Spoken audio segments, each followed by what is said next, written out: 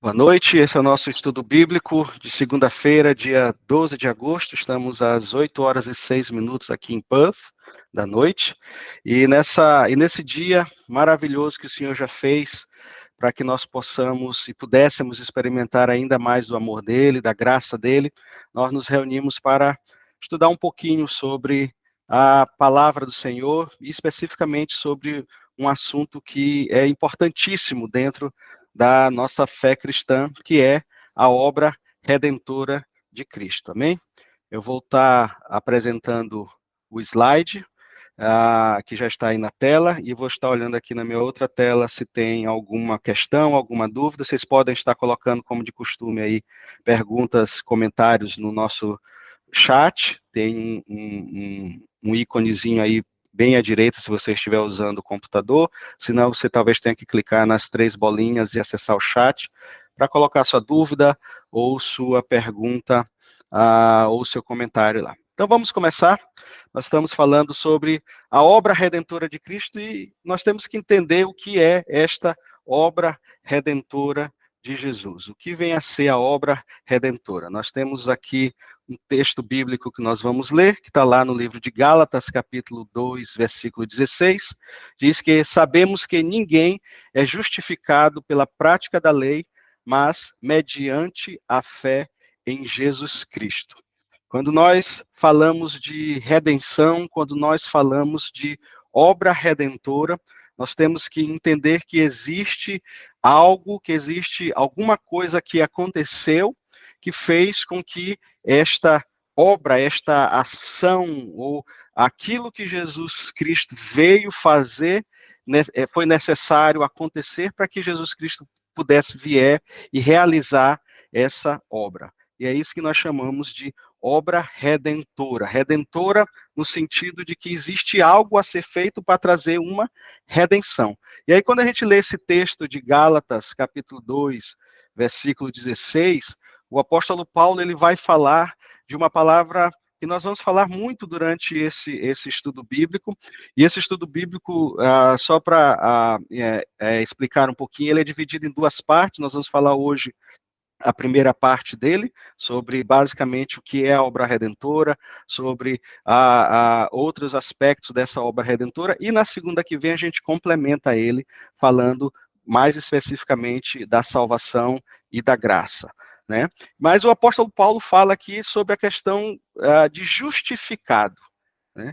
Justificado. Quando a gente pensa em obra redentora de Cristo, a gente tem que ter sempre em mente que Jesus fez algo por nós que nós, de forma alguma, podemos fazer. É como se a gente entrasse, por exemplo, em um tribunal, aonde existe o juiz, que é Deus, aonde existe um corpo de jurados, e aonde eu e você, nós entramos ali como réus, e existe o advogado de defesa, que no caso é Jesus, e existe um advogado de acusação, que no caso é o nosso inimigo aí das nossas almas, que é Satanás. Quando a gente pinta essa imagem, essa cena de filme, a gente vai falar um pouquinho de filme mais lá na frente também, a gente entende que existe todo um cenário, existe toda algo acontecendo para que essa obra redentora fizesse efeito e valesse em nossa vida. Por isso que, quando a gente define o que é a obra redentora de Cristo, a gente vai dizer que a obra redentora ele, como eu falei no início, ele é o conceito fundamental dentro da nossa fé cristã, e ele se refere, nessa obra se refere basicamente ao conjunto de ações e sacrifícios que foram realizados por Jesus para trazer a salvação à raça humana. A salvação de quê? Do pecado, da morte do pecado e também da condenação eterna. Então, esse basicamente é um conceito tradicional da fé cristã, do que vem a ser a obra redentora de Jesus, a obra redentora de Cristo. Ela envolve ações, envolve sacrifícios realizados por Jesus, com a finalidade de trazer salvação, e nós vamos entender o que é esta salvação, da raça humana, para mim, para você, para todas as pessoas que nós conhecemos na raça humana, a respeito do pecado, da morte que veio a partir do pecado e também da condenação eterna. E para que a gente entenda mais profundo o que é essa obra redentora, a gente tem que passar por basicamente três conceitos, né, ou entender três aspectos que eles estão ali ligados entre si. Primeiro é o pecado. Nós temos que entender primeiro o que é pecado, o que vem a ser pecado, por que, que existe o pecado, qual é a origem do pecado, por que quais consequências que o pecado trouxe para nós. Essa é a primeira coisa. Eu vou botar aqui no chat que minha tela saiu, voltei aqui. A segunda coisa é a condição da humanidade, ou a condição do homem, a minha condição, a sua condição, para como nós estávamos, como nós estamos, e o que é preciso a partir desta condição humana para que a obra redentora de Cristo ela seja eficaz em nossa vida. E por último, a redenção em si, e aí nós vamos entrar nesse aspecto especificamente da redenção. Então, só uma pincelada sobre o que é essa obra redentora de Cristo Jesus realizando algumas ações, Jesus realizando sacrifícios para trazer salvação à humanidade, né? E essa salvação é relativa ao pecado e relativa à condenação eterna do homem. Amém? Deixa eu só botar aqui. Muito bom. Vamos em frente. Então, nós vamos falar agora um pouquinho sobre a origem do pecado. A origem do pecado. O que vem a ser pecado?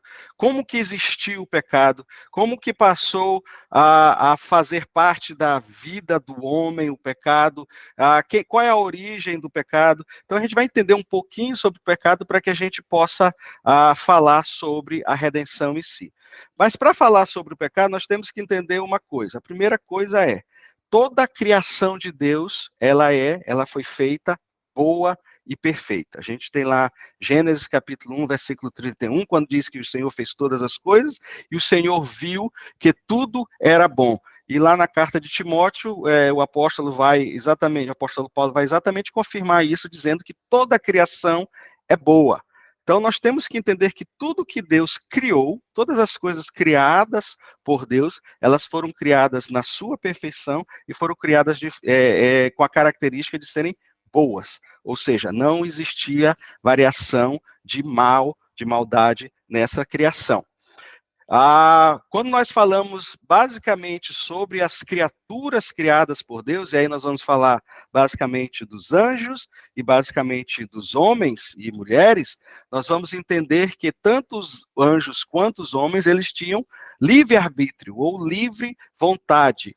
Alguns chamam de livre agência, mas eu gosto de chamar de livre-arbítrio e eu coloco essa característica específica de ser um livre-arbítrio inato.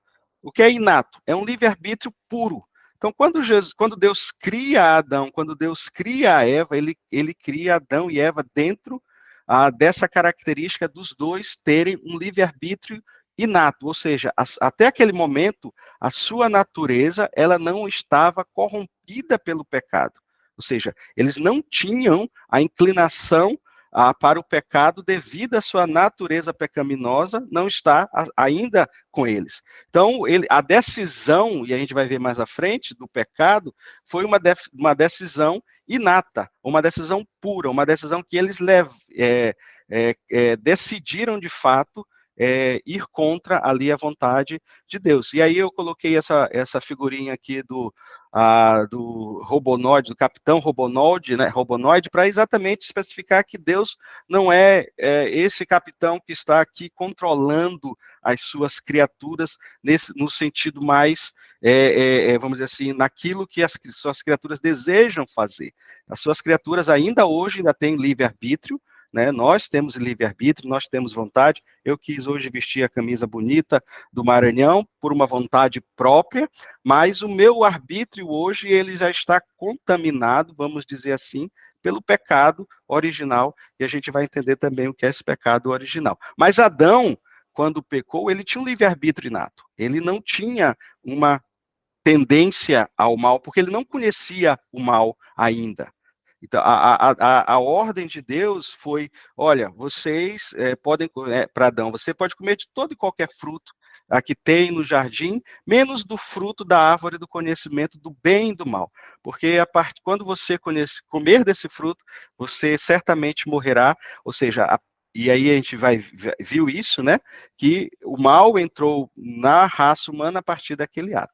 Mas vamos devagarzinho. Antes de falar da origem do pecado do homem, nós temos que falar realmente qual é a origem do pecado. Qual foi o primeiro pecado? O que aconteceu no primeiro pecado? E, tradicionalmente, a ortodoxia vai dizer que o primeiro pecado ele veio originário na criatura do anjo caído, chamado Lúcifer, né? Apesar de que esse nome não está na Bíblia, mas é conhecido como Lúcifer, Satanás, nós vamos estar aqui chamando de Satanás, mas a origem do pecado, ou seja, a primeira desobediência, e aí que entra o conceito de pecado. O pecado é tudo aquilo que vai contra a vontade de Deus, tudo que vai contra a ordem de Deus. Isso é pecado. Então, a origem do pecado, a primeira criatura livre que tomou uma ação contra a vontade de Deus foi Lúcifer. E aí a gente conhece, apesar da Bíblia não falar especificamente sobre a queda de Lúcifer, existem alguns textos em Isaías, capítulo 14, alguns textos no livro de Ezequiel também, que vai falar sobre a queda de Lúcifer, e aí quando Lúcifer cai, né, porque ele quis ser igual a Deus, usurpar o lugar de Deus, né, ele, além de cair, né, e a Bíblia diz que ele foi lançado, né, como um anjo, como uma estrela de luz que caiu, ele também arrasta junto com ele um terço das hostes celestes, que no caso eram anjos, e que, por terem pecado, se tornaram demônios. E aqui a gente tem uma pintura de Alexandre Cabanel, lá no Museu de Fabre, em Montpellier, na França, retratando, né, a queda aí de Satanás, né, e levando consigo um terço dos anjos que se tornaram demônios. A partir daí, os anjos e demônios, eles não têm mais um livre-arbítrio. Eles fazem o que é determinado por Deus, né? Dentro da ação de Deus. Eles não têm mais como, por exemplo, um demônio se arrepender do seu pecado de ter traído Deus e voltar, assim como os anjos que existem hoje, de se rebelar contra Deus. Eles não têm mais essa característica. E aí, mais à frente, nós temos a origem do pecado humano. Aí sim nós vemos em Adão e Eva a questão do pecado humano que aconteceu, vindo, aí nós já conhecemos a história, para quem não conhece, está lá retratada em Gênesis capítulo 3, você pode ler como aconteceu o pecado de Adão e Eva, e esse pecado deu origem ao pecado humano. Então é nesse exato momento, quando Adão e quando Eva, eles vão contra a vontade de Deus, eles desobedeceram a ordem de Deus, que era não comer do fruto da árvore do conhecimento do bem e do mal. Quando isso acontece, né, o pecado entra na raça humana. E aí, a partir daí, a natureza humana, ela se torna pecaminosa. Nós vamos ver isso mais à frente quando falarmos do pecado original. E só para exemplificar, né, e conceituar, trazendo o que é um pecado. O pecado é um ato de transgressão da criatura, né, no caso que aconteceu com os anjos e que aconteceu conosco, desobedecendo a ordem do Criador, e que tem como a consequência maior a separação ou distanciamento, né, da criatura de Deus. Faltou o nome Deus aqui. Eu vou consertar essa apresentação depois. A gente vê nos livros de Marcos e no livro de Lucas falando exatamente sobre isso. Alguma dúvida até aqui sobre a origem do pecado? Se você tiver alguma pergunta, faça agora. Se não, pode colocar lá no chat e nós vamos estar respondendo. Diego levantou a mão. Espero que esteja usando desodorante. Só uma rápida perguntinha, pastor. Você falou que os anjos não podem mais pecar? Ou é uma afirmação ou só uma escolha? Ainda eles têm o livre-arbítrio? Não, eles não podem mais pecar. Os anjos não têm mais essa condição de realizarem ações que vão desobedecer, por exemplo, ou que vão trazer consequências de pecado na vida deles. Tanto os anjos que nós temos hoje, assim como os demônios também não têm mais como se arrepender do seu pecado.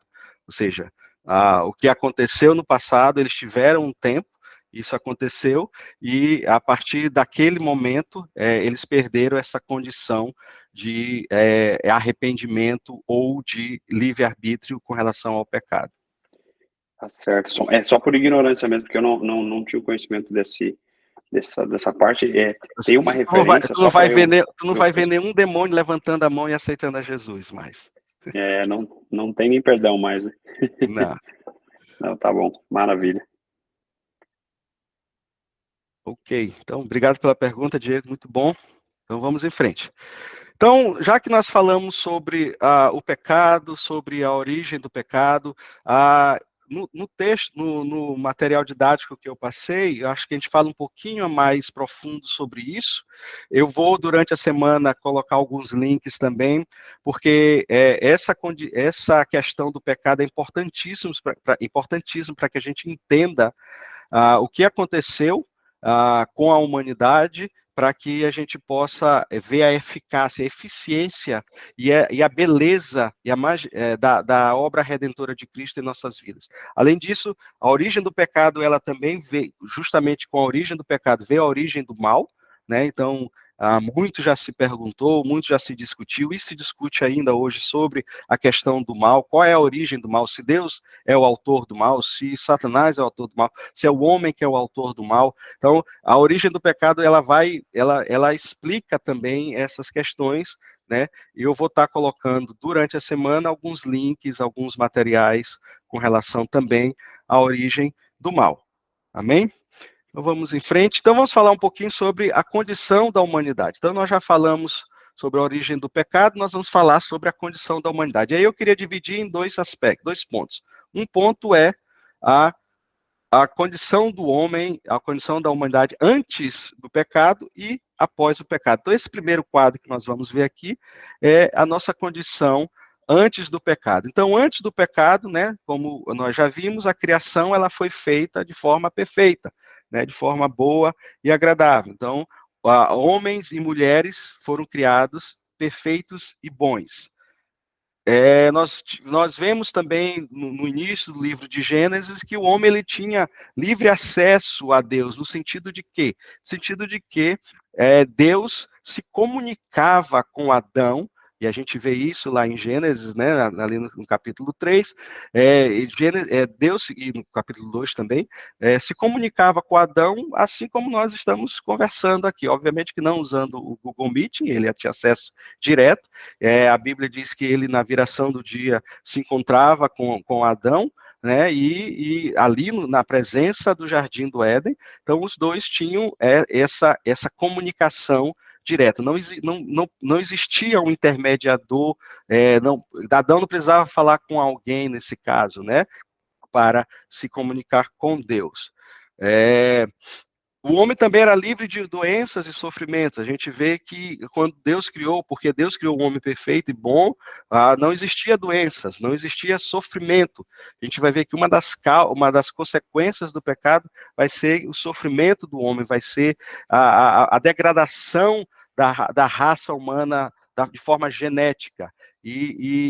Mas antes do pecado, o homem foi criado de forma perfeita, né? Então, Adão era um super-homem, né? Se de fato existia um super-homem, esse super-homem primeiro foi Adão e, obviamente, depois foi Jesus. A Bíblia também fala, aqui eu trouxe mais como curiosidade, que ele não precisava trabalhar para se alimentar, porque o Senhor disse, olha, de toda árvore, toda fruta, de toda árvore que dá frutos no jardim, você pode se alimentar, né? E a terra brotará comida, né? Legumes, para você se alimentar. Depois do pecado, a gente vai ver que essa condição, ela muda. E o homem não conhecia a morte. A morte ainda não tinha chegado à face do homem, porque a ordem que Deus deu ali foi que, olha, Adão, pode comer de todo fruto, mas não come do fruto da árvore do conhecimento do bem e do mal, porque se comeres, certamente morrerás. E aí foi exatamente onde Satanás, a serpente, né? Na verdade, a serpente, ela lubridiou a Eva e a Adão no sentido, olha, eu acho que vocês não vão morrer não, não é muito bem por aí esse negócio não. Acho que vocês poderiam experimentar, porque vocês não vão morrer. Mas depois do pecado, o que começou a acontecer com a raça humana, que é o que acontece conosco hoje? Passamos a sofrer degradação de forma geral, né? A nossa condição humana, ela caiu de forma generalizada. Por exemplo, os homens da antiguidade, obviamente que não é só pelo pecado, mas a grande causa foi isso, mas os homens e mulheres do passado viviam em torno de 900 anos, 700, 800, 900 anos, né? Isso pelas condições, obviamente, climáticas. A gente vai ver também que a Terra ela foi afetada por causa do pecado, a Terra ela sofreu por causa do pecado humano. Então, o pecado ele não devastou somente a nossa degradação natural, como também devastou, trouxe degradação à natureza, né? A natureza sofreu também por causa do pecado do homem. Então, nós passamos a a sofrermos degradação na nossa condição genética, na nossa natureza. Nós perdemos acesso ao jardim do Éden, a árvore da vida, e por consequência também perdemos acesso direto a Deus. Isso está lá explicado em Gênesis capítulo 3, ou seja, Deus se afasta do homem a partir do pecado. E aí, para que essa comunhão do homem com Deus voltasse a acontecer, era preciso que algo acontecesse. Né? Nós vamos ver que é exatamente esse é o cerne da obra redentora de Cristo. É fazer com que o homem tenha de novo acesso a Deus em comunhão, em relacionamento. No passado, no Antigo Testamento, Deus exigia alguns tipos de sacrifício e no Novo Testamento, essa obra redentora de Cristo foi suficiente e necessária, e é a última, e é a única que nós precisamos fazer para ter acesso novamente a Deus. Glória a Jesus por isso.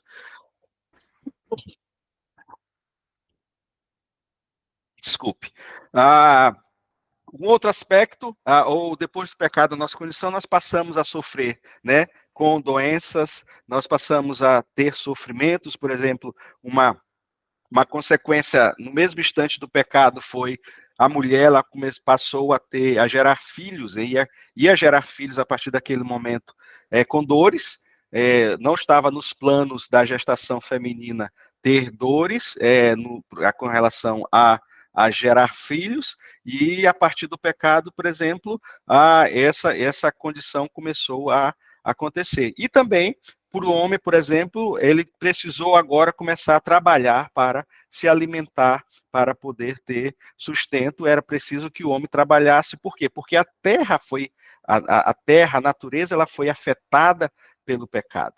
Então, era preciso também que agora o homem fizesse algo para tirar o seu sustento, porque a natureza, a terra, ela foi também, de alguma forma, devastada, ela foi afetada pelo pecado do homem. E apareceram aí, né, aí entrou, vamos dizer assim, o homem conheceu as duas mortes, né, tanto a morte espiritual, quanto a morte física.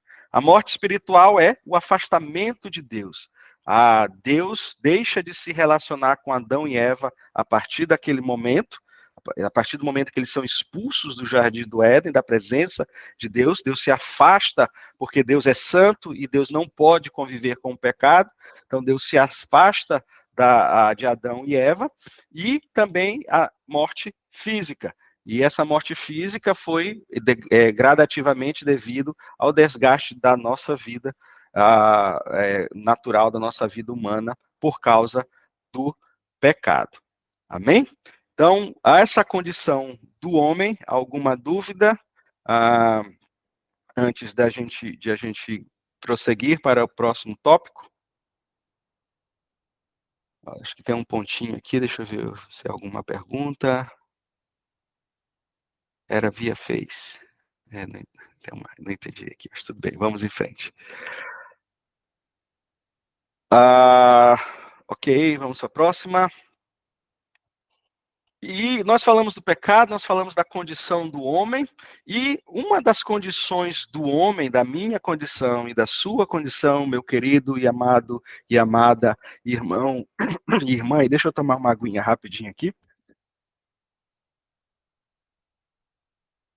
que a garganta ainda está um pouquinho ruinzinha, por causa da gripe que eu peguei, por causa do pecado original, né? Então, até hoje nós sofremos com isso. Nós vamos falar sobre pecado original. Né, pecado original e suas consequências. O que é o pecado original? O termo pecado original ele se refere ao pecado que foi cometido por Adão e Eva, ali em desobedecendo a ordem de Deus de não comer do fruto da árvore do conhecimento do bem e do mal.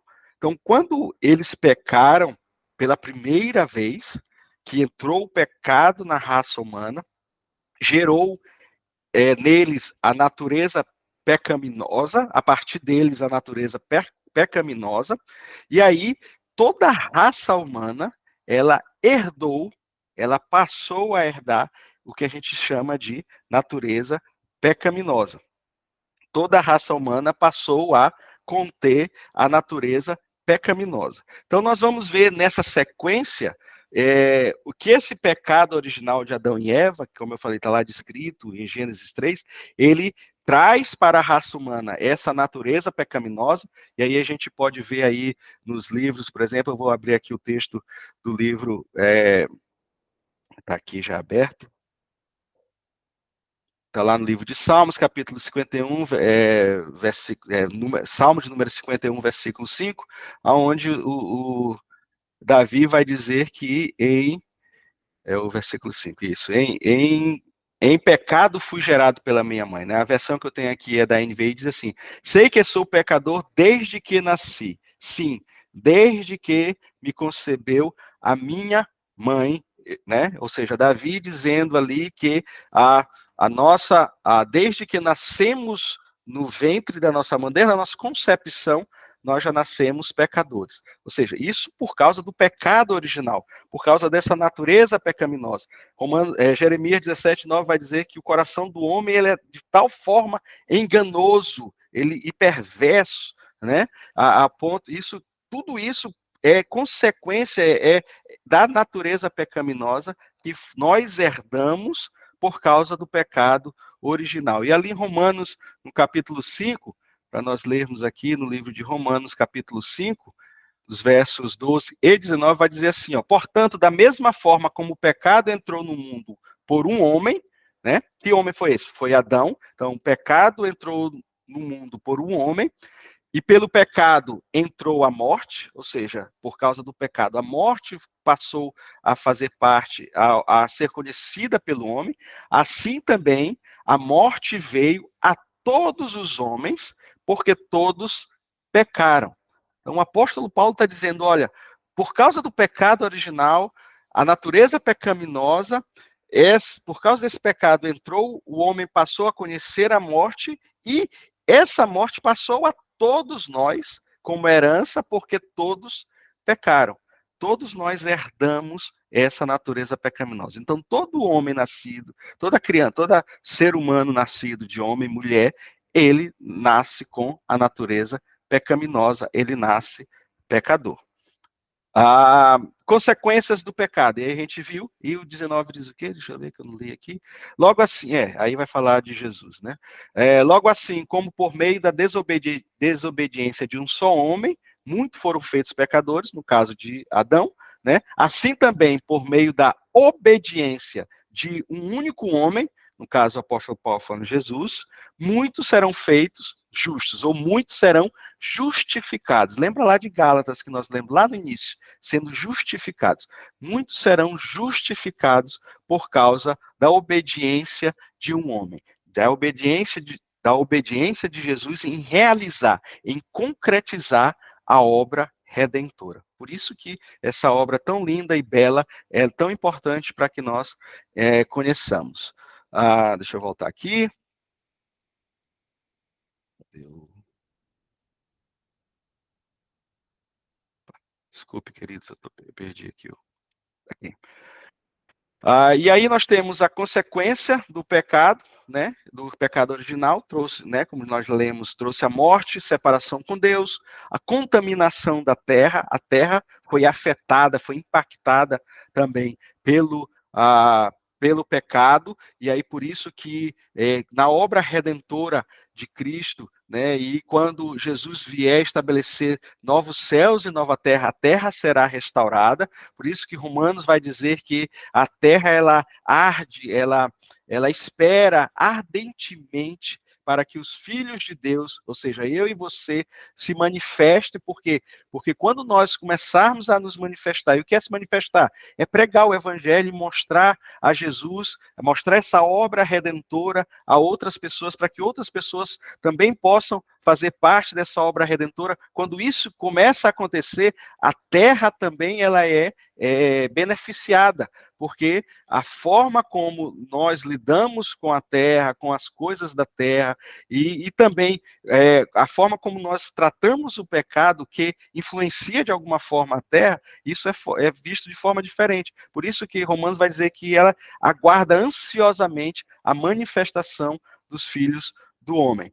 E por último, nós temos também outra consequência, o sofrimento, né, que nós já vimos. Isso tudo é necessário para que a redenção possa acontecer. Por quê? Porque, primeiro, o homem é escravo do pecado. Eu e você, nós, por causa da nossa natureza pecaminosa, nós somos escravos do pecado.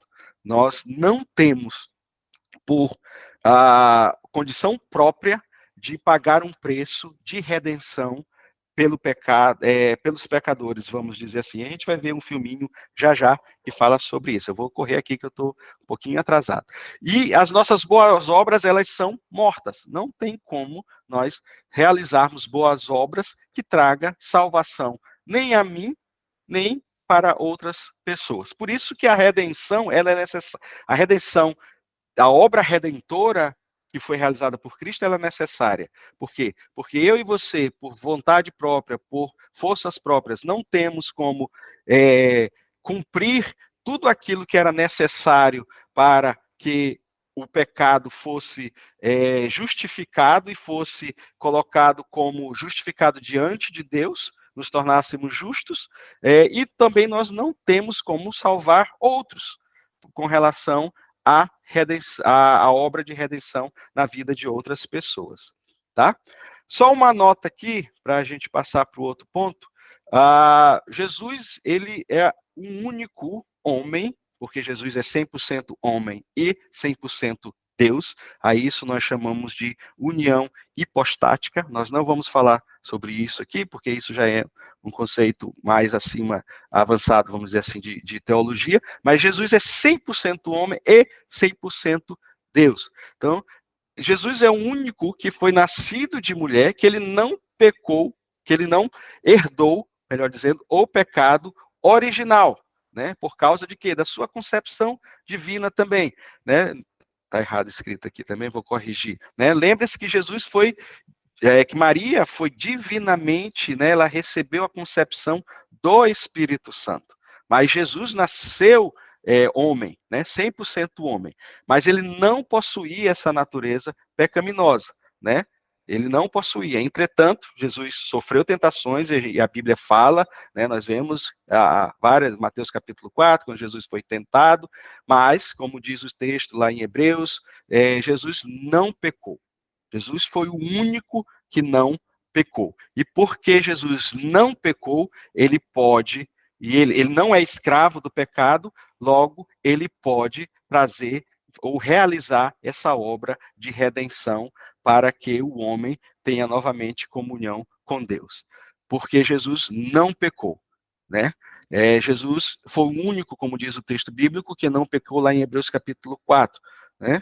4:15, vai dizer exatamente isso. Nós temos um sumo sacerdote que ele intercede por nós, que ele sofreu por nós, mas não pecou, Então Jesus é 100% homem, mas não herdou a natureza pecaminosa, e Jesus apesar de ter sofrido tentações, ele não pecou, e por isso ele é apto a fazer essa obra redentiva para o homem. Né? Como o apóstolo Paulo diz que, olha, o pecado entrou por meio de um homem, mas também a obediência por causa de um homem, que foi Jesus, todos, né,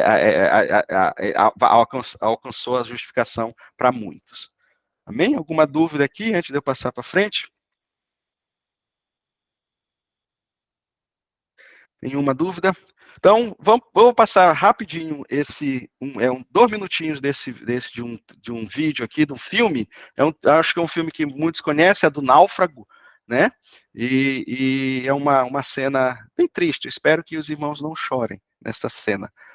Mas deixa eu vou parar de compartilhar essa tela aqui, vou compartilhar outra tela, porque tem som, e vai sair. Eu espero que saia bacana aí no celular de vocês, no computador de vocês. Se não estiver saindo, manda uma mensagem aqui para mim, por favor.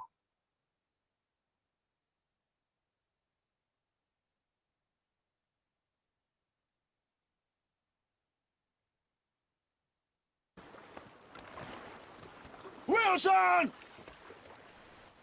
Wilson!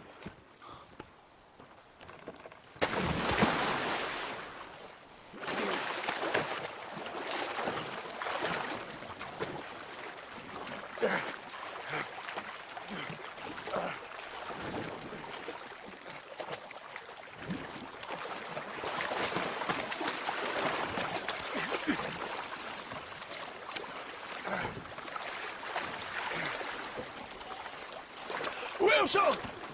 Eu estou indo! Wilson!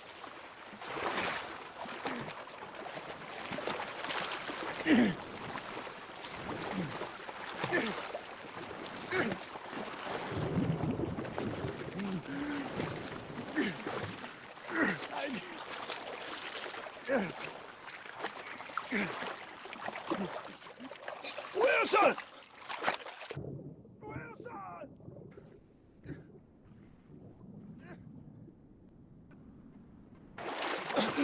Wilson!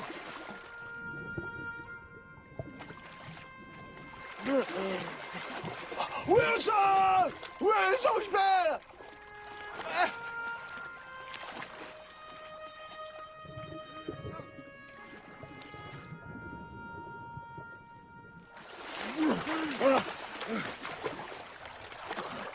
Wilson! Wilson, desculpe! Desculpe, Wilson! Desculpe, Wilson! Wilson, desculpe! Desculpe! Wilson! Eu não consigo! Muito bem. Deixa eu fechar aqui. Deixa eu voltar a compartilhar agora a minha apresentação. Vocês estão vendo a tela novamente da apresentação? Como sinto muito, Wilson? Creio que sim, né? Estou vendo aqui. Muito bem.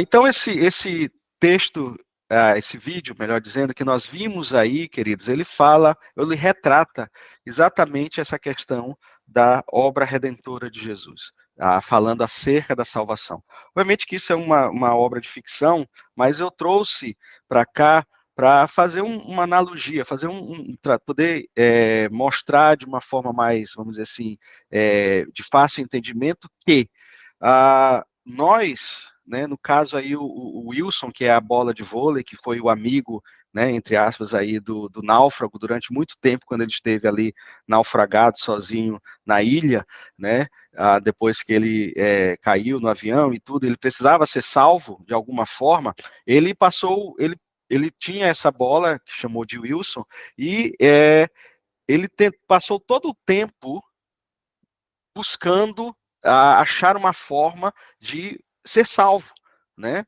De ser salvo durante esse filme. O filme aparece aviões, até barcos, e aí ele faz essa jangada aí exatamente para ele tentar ir para o mais fundo, né? Para o mar alto, a mar aberto ali, para ele buscar alguma embarcação que estivesse passando por ali para salvá-lo. Mas nessa cena acontece que o Wilson se perde, cai no meio do mar ali, e ele tenta desesperadamente salvar o Wilson.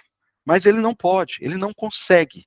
Ele não consegue porque ele não tem forças, porque ele não tem como puxar a jangada, que é muito pesada, apesar de estar no mar, e buscar o Wilson.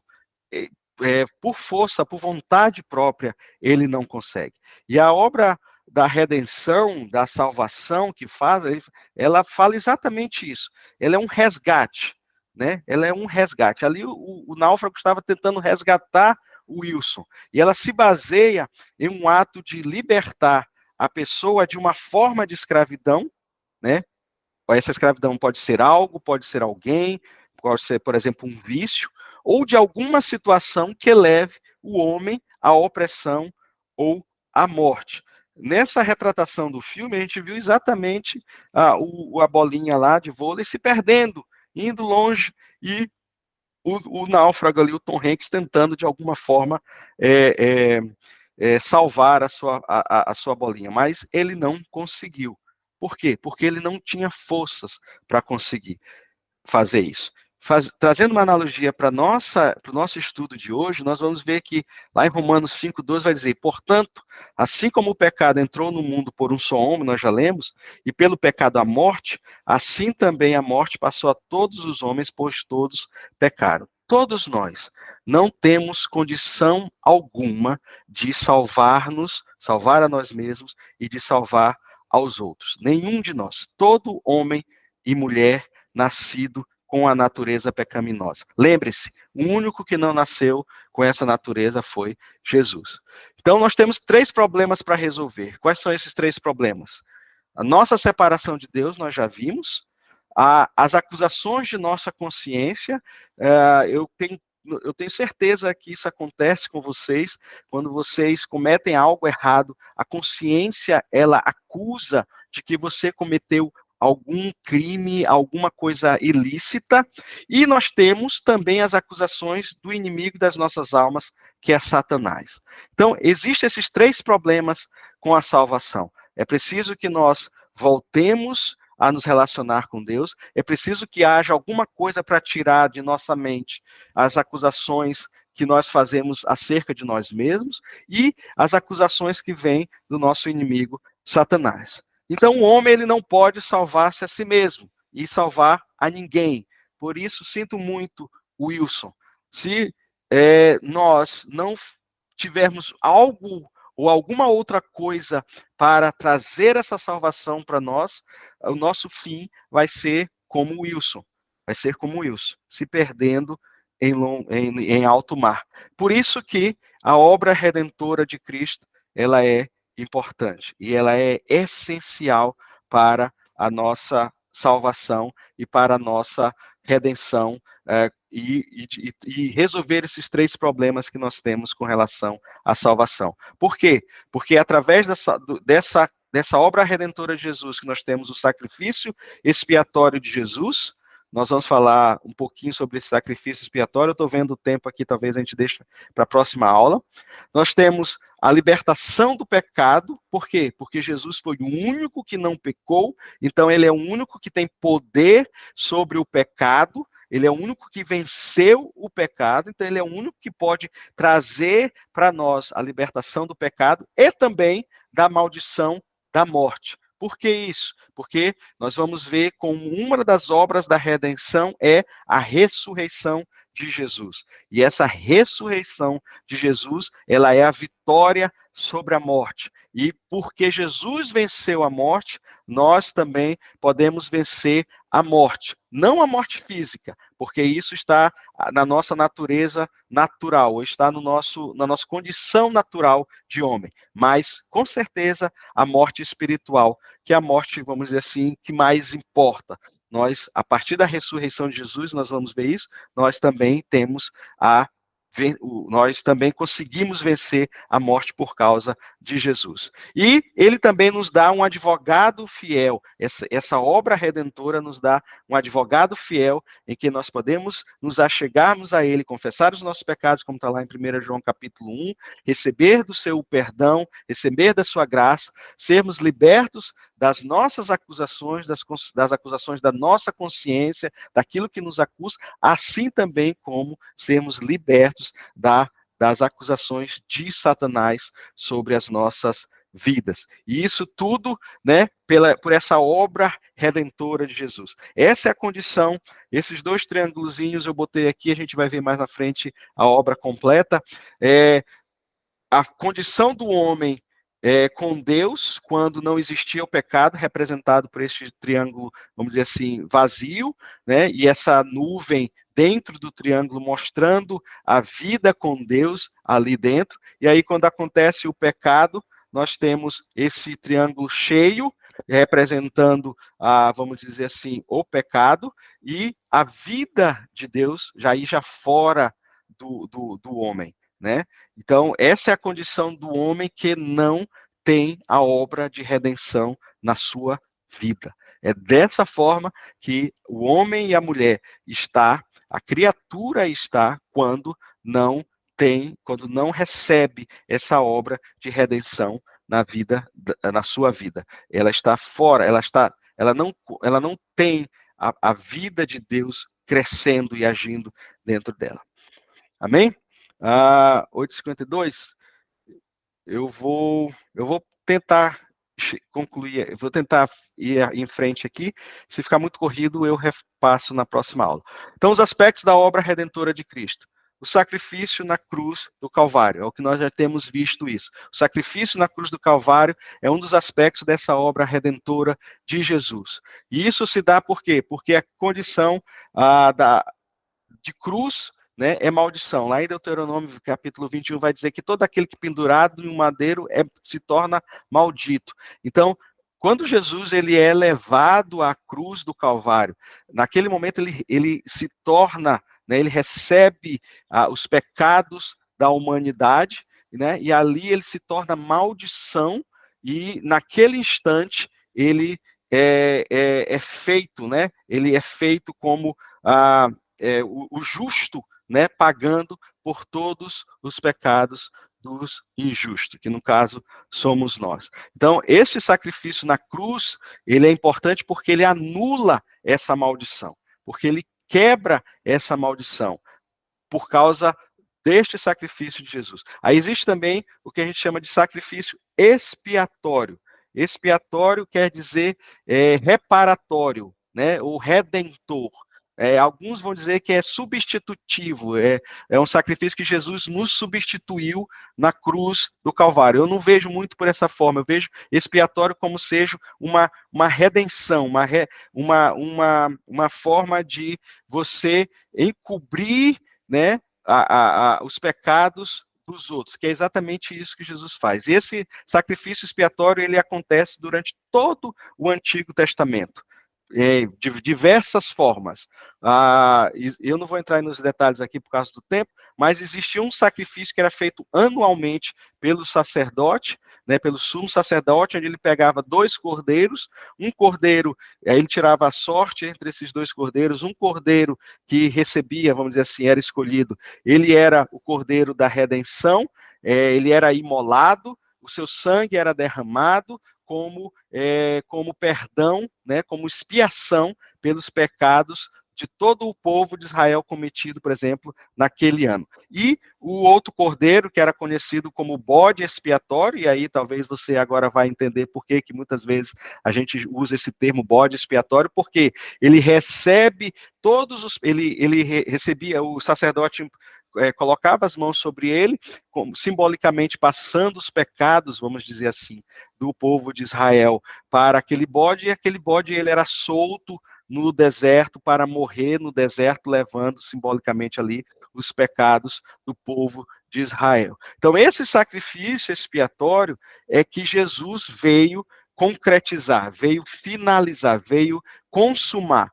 O Jesus como sendo o cordeiro que é Cordeiro de Deus que tira o pecado do mundo, ele foi este último cordeiro, último e suficiente e necessário cordeiro para que o sacrifício fosse aceito por Deus de uma vez por todas. Por isso que após Jesus, este sacrifício não é mais necessário para que aqueles que recebem esse sacrifício através da fé, ele não é mais necessário nenhum outro tipo de sacrifício para que nós possamos nos achegarmos a Deus e que essa obra de redenção aconteça na nossa vida. O que não é verdade em algumas outras religiões, por exemplo, inclusive judeus que não, judeus judaizantes, que até hoje, né, alguns ainda realizam, né, sacrifícios e estão dizendo, não sei se já voltaram, e eles iam refazer o templo, iam voltar a fazer os sacrifícios ali dentro do templo também.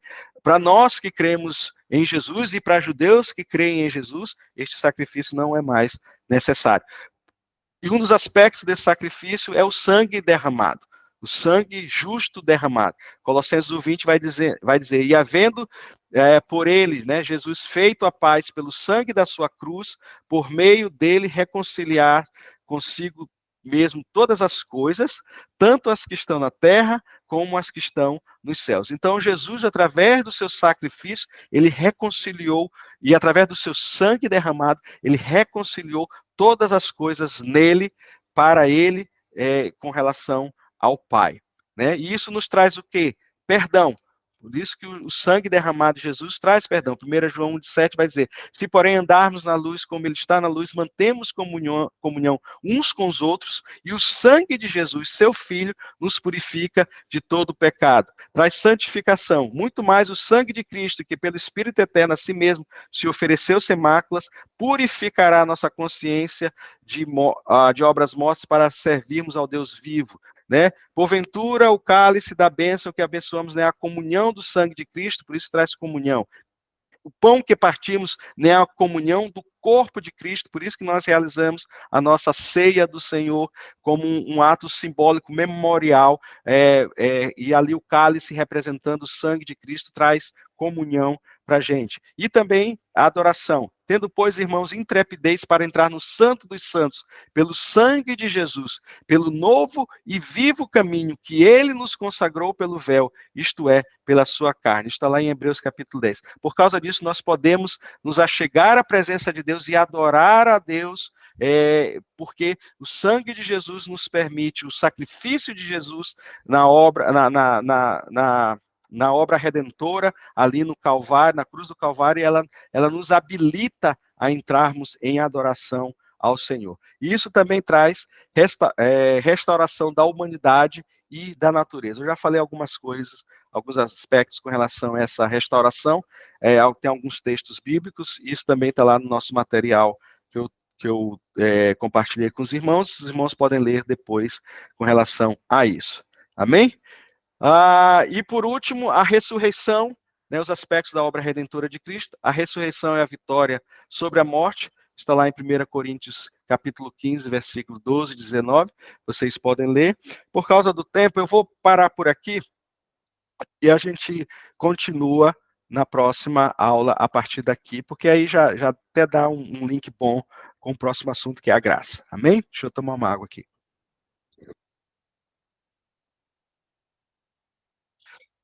Alguma dúvida, alguma pergunta, algum comentário? Os irmãos não choraram no filme do Náufrago, não, né? Eu espero. É uma cena triste ali, mas é um filme. Amém? Nós temos que chorar por Jesus. Glória a